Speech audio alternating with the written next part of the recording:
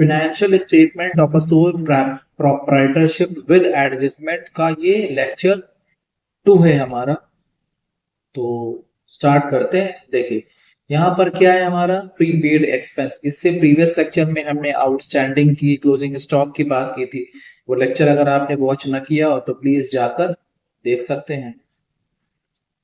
तो prepaid expense की बात करते हैं। प्रीपेड एक्सपेंस को हम एक और नाम से बुलाते हैं, that is called expenses paid in advance. ठीक है ना, कि वो एक्सपेंस जो आपको बाद में पे करने चाहिए थे आपने पहले ही पे कर दिए। ठीक है, ये चीज है। इसका सबसे बेस्ट एग्जांपल होता है मोबाइल सिम कार्ड। भाई सिम कार्ड आपने परचेज किया, आप ये बताओ आप पहले बात करते हो कि पहले रिचार्ज करवाते हो? पहले आप रिचार्ज करवाते हो तभी आप बात कर पाओगे। आपके मोबाइल में अगर रिचार्ज नहीं है तो आप बात कहाँ कर पाओगे? ठीक है ना।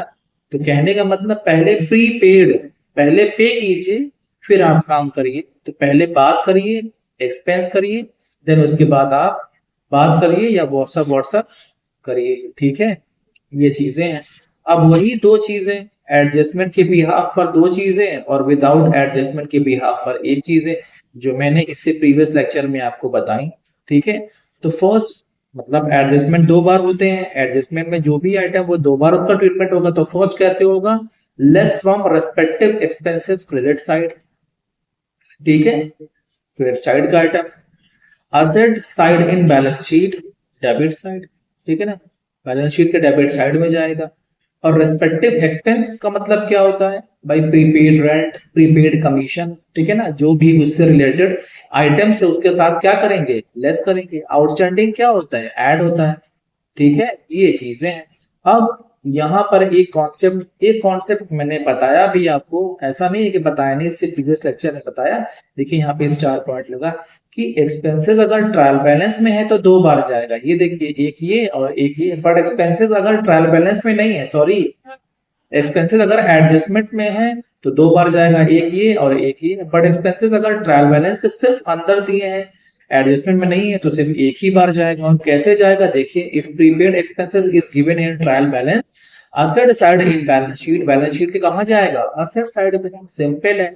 जैसे मैंने आउटस्टैंडिंग के बिहाफ पर एक डायग्राम बनाया था, मैंने यहाँ पे प्रीपेड के बिहाफ पर भी एक डायग्राम बना दिया। देख लीजिए, ये क्लास 11th है, ये क्लास 12th है। समझाने के लिए, फॉर एग्जाम्पल क्लास 11th की फीस 10,000 है? आपने अभी क्लास 12 को ज्वाइन भी नहीं किया, बट ज्वाइन करने से पहले ही आपने 5,000 पे कर दिया। तो अगर हम सिर्फ क्लास 11th की बात करें कि आपको क्लास 11th में कितना पे करने चाहिए थे, 10,000। बट ओवरऑल बात करें तो आपने 15,000 पे कर दिए। ठीक है ना, तो अभी तो फिलहाल हम क्लास 11th की ही बात करेंगे, 10,000 की। तो देख लीजिए, टोटल फीस पेड 15,000 और लेस प्री पेड 5,000। तो 10,000 आपका आ गया, जो कि सिर्फ क्लास 11 से रिलेटेड था। बस ऐसे ही क्वेश्चन हम सॉल्व करेंगे। एक्रूड की बात यहाँ पे हो रही है, एक्रूड इनकम, और इसे हम income due but not received के नाम से भी जानते हैं। देख लीजिए, अगर एडजस्टमेंट में दिया है तो दो बार, एडजस्टमेंट में नहीं दिया है मींस ट्रायल बैलेंस में दिया है तो एक बार। देख लीजिए, add in respective income credit asset side in balance sheet, मतलब डेबिट साइड में जाएगा। और अगर सिर्फ ट्रायल बैलेंस के अंदर दिया है, if accrued income in given in trial balance asset side in balance sheet. बस ये कॉन्सेप्ट अपने जहन में रखिए, अपने माइंड में रखिए। जब प्रैक्टिकल क्वेश्चन हम सॉल्व करेंगे तो चीजें एकदम क्रिस्टल क्लियर हो जाएंगी। वही चीज ये क्लास 11th यहाँ पर है। क्लास 11th की फीस आपने 10K 10K 10K 10K पे की 4 महीने की, कितनी हो गई? 40,000। ये देखिए, बट आपने ये देखिए, एक इनकम आपने पे ही नहीं की, मतलब एक फीस आपने पे नहीं की। कितनी थी? 10,000। तो क्या हो जाएगा? ऐड कर देंगे। मतलब अगर हम ये पूछे कि क्लास 11 की ओवरऑल फीस कितनी होती है एक बच्चे की, तो कितनी होती है? 50। बट आपने पे कितने किए थे? 40। मतलब 10 बच रहा है ना, तो 10 को ऐड करना पड़ेगा। तो ये कॉन्सेप्ट होता है सिंपल सा, हमारा अनअर्न्ड है। इसे हम इनकम रिसीव्ड इन एडवांस के नाम से भी जानते हैं। बस वही, एडजस्टमेंट में है तो दो बार, एडजस्टमेंट में नहीं है मतलब ट्रायल बैलेंस में है तो एक बार। एडजस्टमेंट में है फर्स्ट कैसे होगा? Less from respective income debit side, liability in balance sheet credit side. Trial balance के अंदर सिर्फ दिया हुआ है तो कहाँ जाएगा, liability side in balance sheet.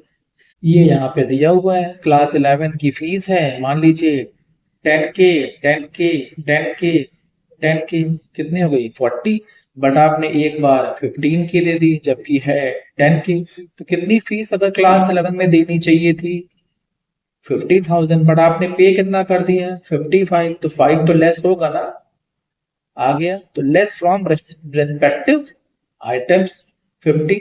मतलब हम ये कहें कि क्लास 11 की ओवरऑल फीस कितने की है, सॉरी, अगर हम ये कहें क्लास 11 की ओवरऑल फीस कितनी है एक बच्चे की, तो हम क्या बोल सकते हैं 55,000।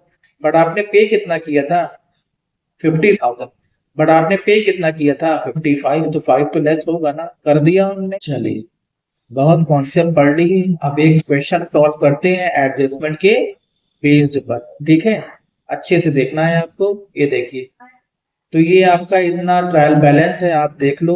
ये आज जो आपका पार्ट है, कई बार रिवीजन करवा दे रहे हैं, ये आपका ट्रायल बैलेंस का पार्ट है और ये आपके एडजस्टमेंट का पार्ट है, ये इतना, ठीक है। ये आपके एडजस्टमेंट का पार्ट है। ये पार्ट 2 बार ट्रीट होगा, ये पार्ट 1 बार ट्रीट होगा। बट बस सिंपल सा टॉपिक था, मैंने आपको बता दिया, ठीक है। ज्यादा कुछ है भी नहीं। चलिए, ये क्वेश्चन है, देख लेते हैं क्या लिखा है। वेजेस ट्रायल बैलेंस का आइटम है, डेबिट साइड जाएगा। सैलरी पीएल का आइटम है, डेबिट साइड जाएगा। रेंट पीएल का आइटम है, देखिए अमाउंट भी डेबिट साइड में लिखा हुआ है। कमीशन पीएल का आइटम है, डेबिट साइड जाएगा। डिस्काउंट पीएल का आइटम है और ये डिस्काउंट सीआर साइड लिखा है, इसका मतलब डिस्काउंट बिजनेस को मिल रहा है, फायदा है, तभी तो। All expenses and losses are debit while gains and incomes are credit. तो ये इनकम है तभी तो सीआर में लिखी है, और ये एक्सपेंस है तभी तो डीआर में लिखे हैं। सिंपल है, गोल्डन रूल्स आपको एकदम लर्न होने चाहिए तगड़े से, तभी तो आप कर पाओगे। और ये सारे एडजस्टमेंट है, ठीक है। तो एडजस्टमेंट किस किस के ऊपर है, एक बार रब करते हैं पहले, उसके बाद समझते हैं कि एडजस्टमेंट किस किस आइटम के ऊपर दी हुई है। तो एडजस्टमेंट हमारी दी है, एक तो एडजस्टमेंट दिया है, अच्छा क्लोजिंग स्टॉक अंदर नहीं है तो क्लोजिंग स्टॉक बाहर दिया है तो वो 2 बार खुद जाएगा। ये देखिए, क्लोजिंग स्टॉक अंदर नहीं है, कोई बात नहीं, वैसे भी 2 बार जाएगा। आउटस्टैंडिंग वेजेस, वेजेस के ऊपर दिया हुआ है, ठीक है। सैलरी के ऊपर दिया हुआ है और अर्नर्ड कमीशन के ऊपर, डिस्काउंट के ऊपर कोई एडजस्टमेंट नहीं है। चलिए, अच्छा क्वेश्चन है, सॉल्व करते हैं। ट्रेडिंग अकाउंट मैंने बनाया, इसके बाद क्या बनाया होगा, पीएल बनाया होगा, ठीक है। और क्या बनाया होगा, बैलेंस शीट बनाया होगा, ठीक है। आप देख लो यहाँ पर इसे, तो यहाँ पर ये देखिए, तो क्या लिखा हो, सबसे पहले आइटम क्या आएगा ट्रेडिंग में, टू वेजेस, ठीक है ना। और वेजेस अभी हमने पढ़ा, मतलब इससे प्रीवियस लेक्चर में हमने पढ़ा था कि वेजेस अगर आउटस्टैंडिंग है तो वो ऐड होता है, और जिस आइटम के ऊपर वेजेस आउटस्टैंडिंग है उसके साथ क्या करेंगे, ऐड कर देंगे। देखिए हमने ऐड कर दिया। वेजेस कितना दिया हुआ है, आप जाकर ट्रायल बैलेंस में चेक करो, है ना, 10,000, ठीक है ना। ये चीजें हैं। आउटस्टैंडिंग वेजेस कितना है 1,000, ये देख 11,000 टोटल आ गया। सिंपल है, ठीक, बस ऐसे ही इसको लिखते हैं।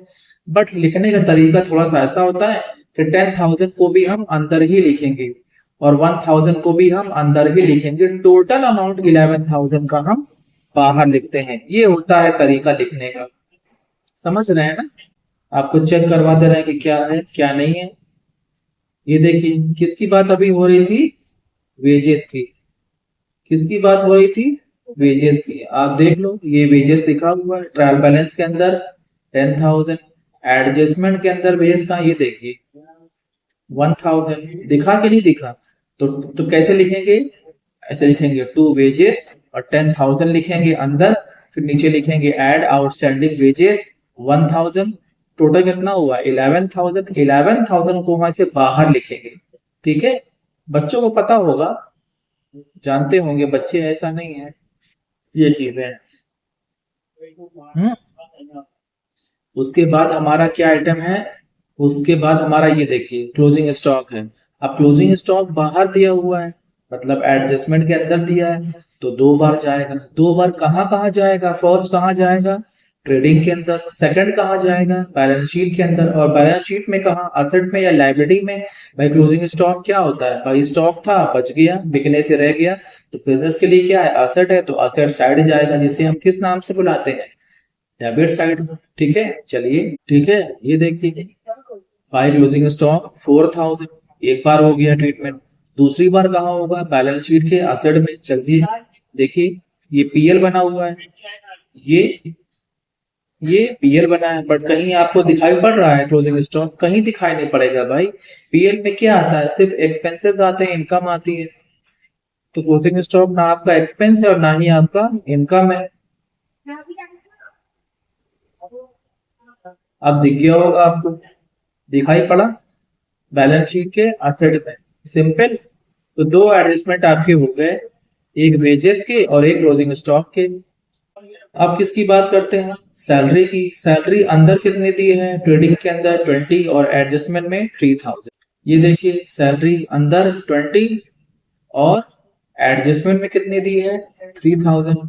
सैलरी प्रीपेड है क्या कि आउटस्टैंडिंग है? अच्छा, सैलरी चेक करते हैं। नहीं, ठीक है, प्रीपेड सैलरी, ठीक। यहाँ पे लिखा हुआ है सैलरी अंदर कितनी लिखी है, मतलब ट्रायल बैलेंस के अंदर 20, एडजस्टमेंट में कितनी लिखी है? 3000। तो 20 माइनस 3, ये ऐसे ही लिखते हैं। अंदर पूरा कैलकुलेशन होगा, फाइनल अमाउंट बाहर होगा। अब ये सैलरी ट्रायल बैलेंस के अंदर दी थी, एक ही बार जाएगी। अब ये सैलरी कहाँ लिखी थी? एडजस्टमेंट में। दो बार जाएगी ना भाई। ट्रायल बैलेंस का जो भी आइटम होगा वो दो बार ही जाएगा। तो एक बार तो यहाँ हो गया ये प्रीपेड सैलरी। दूसरी बार कहाँ जाएगा? कहाँ जाएगा? प्रीपेड है, चलिए वहां जाएगा बैलेंस शीट में। ये देखिए, दिखाई पड़ा कि नहीं दिखाई पड़ा? बस लास्ट आइटम हमारा दिया हुआ अनअर्न्ड कमीशन, मतलब वो कमीशन जो हमने कमाया नहीं बट हमें मिल गया, मतलब एडवांस में मिल गया। कितना है? 2000। और डिस्काउंट हमारा दिया है पीएल में, चलिए इसको मेंशन कर लेते हैं, डिस्काउंट है और कमीशन है। ठीक है, तो चलिए ट्रीट करते हैं। ये गड़बड़ बना है, एक मिस्टेक हो गई है। मिस्टेक शायद आपको दिखाई न दी हो, मुझे दिखाई पड़ गई। ये देखिए, डिस्काउंट कहाँ लिखा हुआ है? 3000 डेबिट साइड में। डिस्काउंट कहाँ लिखा है? ट्रायल बैलेंस में।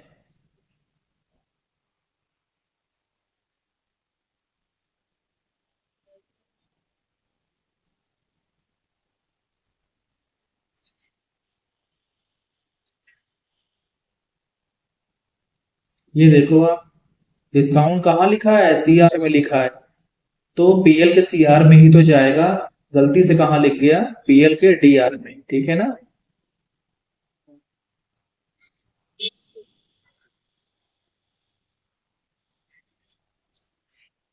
तो ये मिस्टेक है यहाँ पर, तो इसे उठाकर हम यहाँ लिख देंगे ऐसे, बाई के नाम से। बाई डिस्काउंट, माउस से लिखते बनता नहीं है, बाई डिस्काउंट 3000 रुपए ऐसे। और ये हम बिल्कुल कट कर देंगे। ठीक है, ये चीज है। जब बैलेंस निकालेंगे तो बैलेंस आपका एकदम एग्जैक्ट आएगा। तो अगर कॉन्सेप्ट आपको अच्छे से पता है तो आप गलत को सही और सही को गलत कर सकते हो, वरना जो लिखा है वही आप भी सुना दोगे। ठीक है ना? बच्चों क्या, उनको सब पता होता है। सॉरी, बच्चों क्या, उनको कुछ पता ही नहीं होता, बेचारे तो मासूम है। ठीक है, ये चीजें हैं। देन उसके बाद चलिए कमीशन की बात करते हैं। तो कमीशन आपका ट्रायल बैलेंस के अंदर दिया था ये 15,000। अच्छा, कमीशन में भी मिस्टेक है, कमीशन ट्रायल बैलेंस के अंदर 3000 लिखा है। चलिए कोई बात नहीं, 15,000 ही है। और एडजस्टमेंट में कितना दिया है? अनअर्न्ड कमीशन 2000, तो लेस होगा। आप कॉन्सेप्ट जाकर देखो, अनअर्न्ड की का जो कॉन्सेप्ट होता है, रेस्पेक्टिव अकाउंट से उसे क्या करते हैं? लेस करते हैं। तो ये ट्रायल बैलेंस के अंदर था तो एक बार जाएगा, ये ट्रायल बैलेंस के बाहर है तो दो बार जाएगा, तो एक बार तो हो गया। अब एक बार और जाएगा, कहाँ जाएगा? बैलेंस शीट में जाएगा, बस खत्म कहानी। कहानी खत्म। आउटस्टैंडिंग हमने पहले कर लिया था, क्लोजिंग स्टॉक हमने पहले कर लिया था, प्रीपेड सैलरी हमने पहले कर ली थी, अनअर्न बचा है 2000 कर लिया, ठीक है ना। अनअर्न कमीशन, अब अनअर्न लाइबिलिटी में क्यों किया भाई, सोचो आप, वो कमीशन जो हमने कमाया नहीं बट हमें पहले मिल गया एडवांस में, तो लाइबिलिटी है ना भाई, काम किया नहीं पैसा पहले मिल गया तो लाइबिलिटी है ना। ये चीजें हैं, तो ये कॉन्सेप्ट था हमारा जो कि एकदम क्लियर कट हो गया, ठीक है। बस जो दो मिस्टेक थी उसके लिए sorry for this. Cartoon style में बनाने के लिए बड़ा मेहनत पड़ती है, तो कुछ ना कुछ मिस्टेक भी हो जाती है। तो बच्चों, अगर आपको मेरा ये लेक्चर अच्छा लगा हो तो please subscribe my channel and also subscribe my Telegram channel. Thank you.